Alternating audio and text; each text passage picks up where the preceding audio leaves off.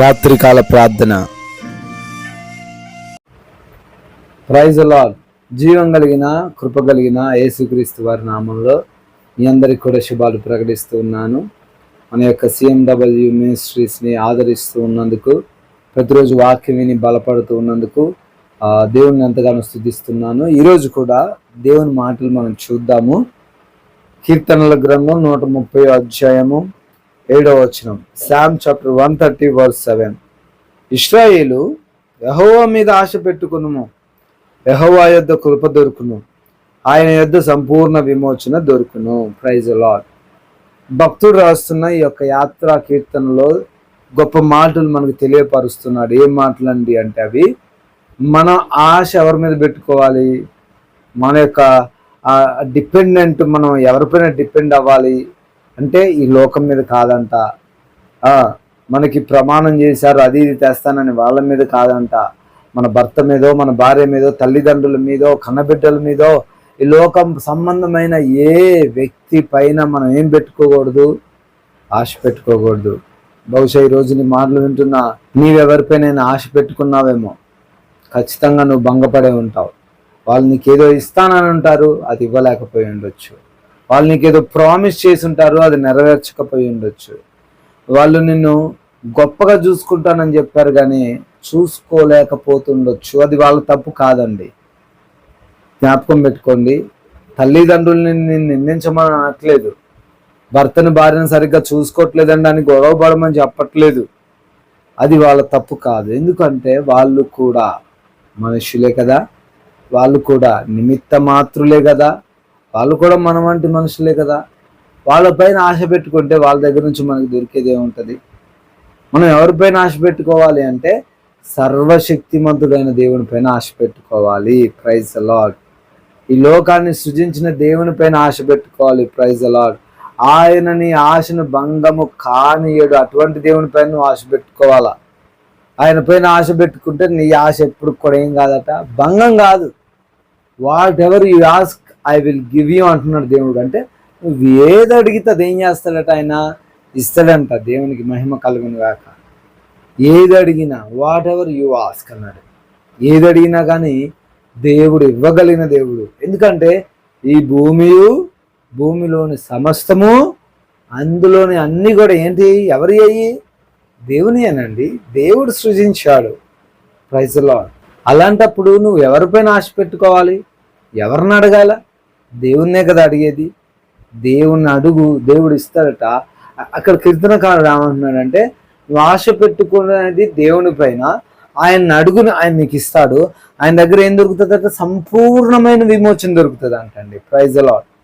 ఎలాంటి విమోచన? అది సగం సగం కాదు, సంపూర్ణంగా నీకు విమోచన దేవుడు ఇవ్వబోతున్నాడు. Praise the lord. ఏ బంధకాల్లో చిక్కుబెట్టి ఉన్నావో ఆ బంధకాల నుంచి బయటికి రావాలని ఆశపడితే నీ ఆశ దేవుని పైన ఉండాలా. ఆ సమస్య నుంచి బయటికి రావాలని నువ్వు ఆశపడితే నీ ఆశ దేవుని పైన ఉండాలా.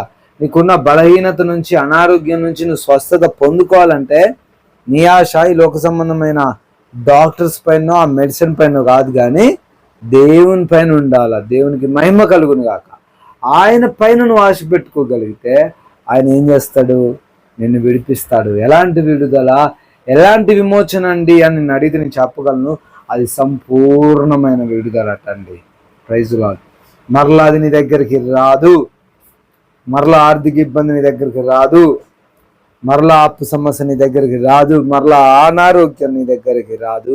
అలా రాకుండా దేవుడు సంపూర్ణంగా కొంచెం కొంచెం విడిపోయాడు దేవుడు. నా యేసయ్య గొప్ప దేవుడు, ఆయన నీకు సంపూర్ణంగా విడుదల ఇస్తానంటున్నాడు. కాబట్టి మాటలు వింటున్నా నీవు ఎవరిపైన ఆశ పెట్టుకోవాలి? దేవుని పైన. దేవుని వైపు చూడడం ప్రారంభించి రోజు నుంచి ఉద్యోగం కోసం యజమాని వైపు, ఇంకా గవర్నమెంట్ వైపు, కేంద్ర ప్రభుత్వం, రాష్ట్ర ప్రభుత్వం, ఆ ప్రభుత్వం, ఈ వీసా, ఆ వీసా, ఎన్నో. Look at the God. దేవుని వైపు చూడు, అద్భుతం ఆయన జరిగిస్తాడు. ఆయన అడిగింది ఇవ్వడానికి సమర్థుడు. ఆయన నిన్ను సిగ్గుపరచాడు. దేవుని నామానికి మహిమ కలుగును గాక. మీకోసం మేము ప్రార్థిస్తాం. మీ ప్రార్థన అవసరతలు మాకు తెలియపరచండి.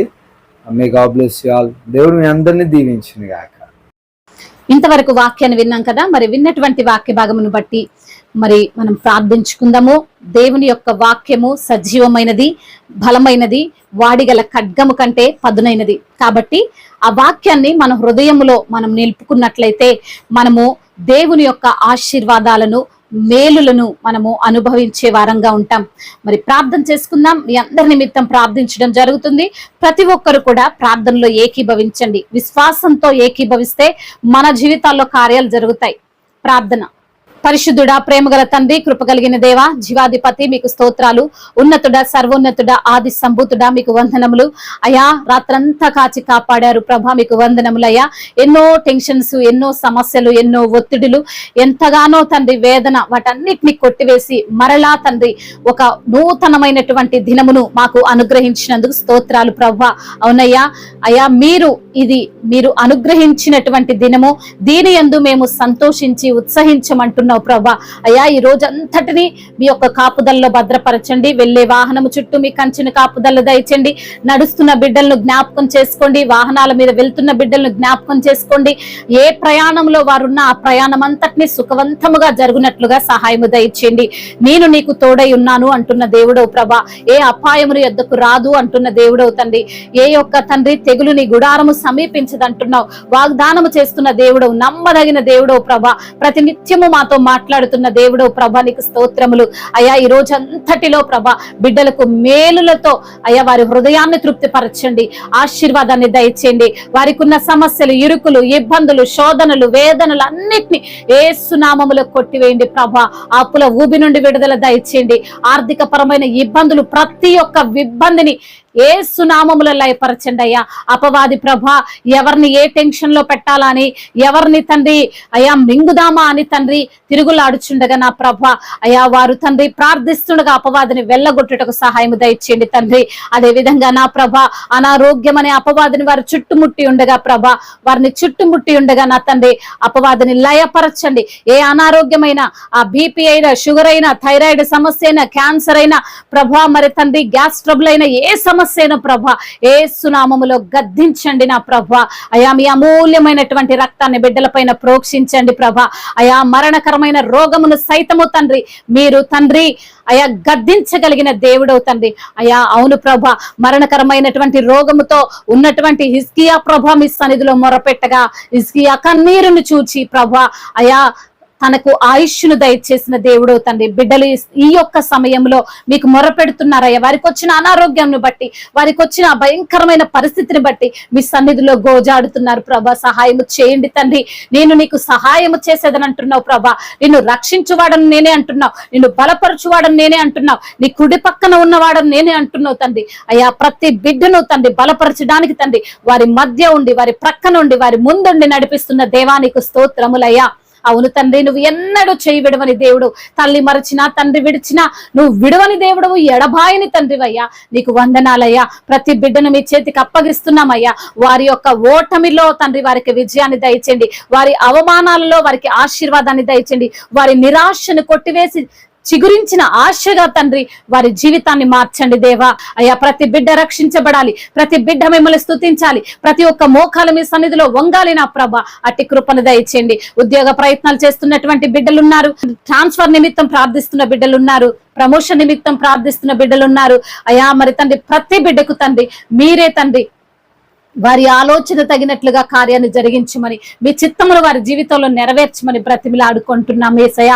అదే విధంగా నా ప్రభువా అయా వివాహము కాని బిడ్డల నిమిత్తం ప్రార్థిస్తున్నాము తండ్రి. వివాహం అన్ని విషయాల్లో ఘనమైనది అంటున్నారు ప్రభా. మీరు అద్భుతమైన కార్యాన్ని జరిగిస్తురమ్మని వేడుకుంటున్నాము దేవా.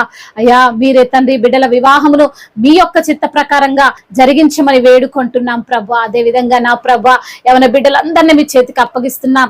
యవన వయసులో ప్రభా అయా చెడు వ్యసనాలు, చెడు అయా అలవాట్లతో వారు ఉంటుండగా ప్రభా వారి పైన పాపము ఏలుబడి చేస్తుండగా ఆ యొక్క పాపమును కొట్టివేయండి, ఆ శాపమును కొట్టివేయండి.